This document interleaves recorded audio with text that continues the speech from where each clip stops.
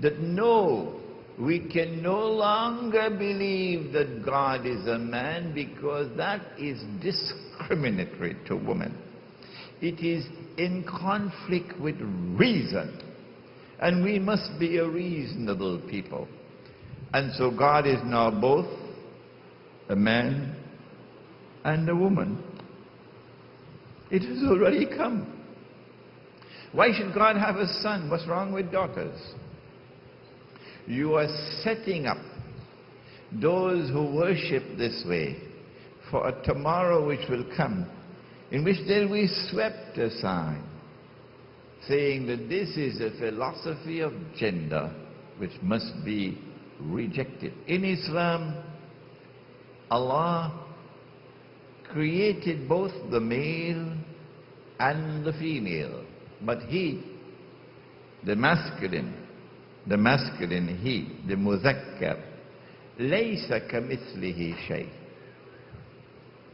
The masculine gender is given to him, but he is not male. Laysa kamithlihi shay. In Arabic, that beautiful language, the best language in the world, the sun is feminine. Ash-shamsu tajri. The sun is feminine. And the moon, you won't believe this, the moon is masculine. Wal qamar qaddarnahu. The moon is masculine. But no poet ever bothers to ascribe to the moon masculine qualities. The whole world knows. The whole world knows that the moon is like the woman. Kal Chaudhary ki Chandati, they have in Urdu, last night was the full moon. And all through the night they sang your praises. Some were saying, it's the full moon. Others are saying, no, it's your face. So the moon and the woman, the sun and the power with the man. So in Arabic, the masculine gender does not connote masculinity. No. And the feminine gender in grammar does not connote femininity. The same thing in French. But in this language, English language, when you say he, God, you commit shirk. Because he, in English, connotes masculinity. But Allah, who Allah? Allah is neither male nor female. Allah created both the male and the female. And since Allah created both the female and the male, and is neither male nor female, this philosophy of gender allows us to deal with the slave woman who gives birth to her mistress. Others can't do what we can do. Well, if he created the male and the female, how did he create them? For what purpose did he create them? I was sitting in a conference in Malaysia. Anwar Ibrahim was on the platform there. This is while he was the Deputy Prime Minister, before he went to jail.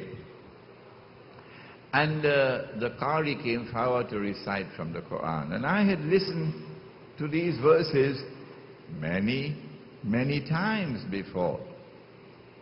And he recited, وَاللَّيْلِ إِذَا يَغْشَى. And by the night, and that which it shrouds and covers so mysteriously. وَالنَّهَارِ إِذَا تَجَلَّى. And by the day and its bright light, nothing hidden. وَمَا خَلَقَ الذَّكَرَ وَالْأُنثَى. وَمَا خَلَقَ الذَّكَرَ وَالْأُنثَى. Oh, wait a minute. Allah is sending a message here. And I could not recognize it all the years of my life.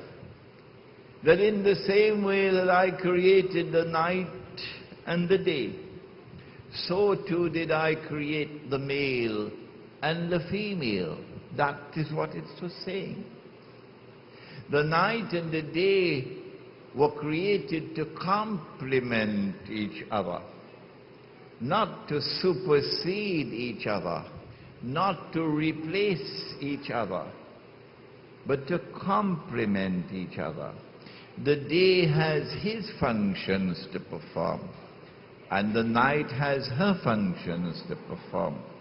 So you are functionally different, and you are functionally complementary. And the Prophet said, Allah's blessings be upon him, that women are the twin halves of men. Women are the twin halves of men. Who wants to live in a world of only daylight and no night time?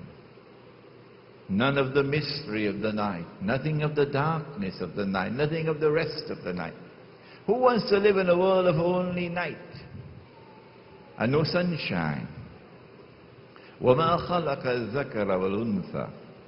That in the same way that I created the night and the day, so too did I create the male and the female. And in case you did not understand that message, then Allah comes with a fourth verse, which was really not necessary, but it is now placed here to emphasize. Inna sa'ayakum lashatta. Inna sa'ayakum lashatta. He's speaking about the night and about the day because he wants you to know that you are functionally different. Inna sa'ayakum lashatta. This part of the lecture my wife loves very much. Sometimes I give a lecture and I go back home and I get a boof. Boof means she criticizes me. Your voice is too loud. You spend too much time on riba. But this part of the lecture, oh, she loves it very much. when the day is day and the night is night, then look at the beauty of Allah's creation. There is intense attraction between the day and the night. No, they're not going to like this part of the lecture in Lower Manhattan. There is intense attraction between the day and the night. When the night is being approached, the day is coming to an end. The weary toil of the day is coming to an end, and he is now approaching her. Look at the excitement. Look at the riot of colors in the sunset.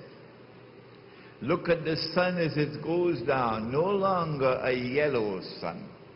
Now it's a bright red sun, a boiling hot sun. The sun is going down like a blazing ball of fire.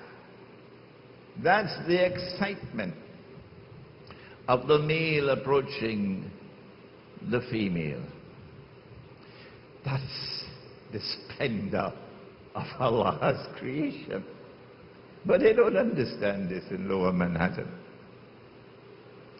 And as the day plunges into the arms of the night, a shattering experience. There is a calm that descends at sunset. There is a period of dusk as they become closer to each other. And then there's a time for rest. The early hours of the night are the best time to sleep. And then there is a time for prayer. and you wake up. And then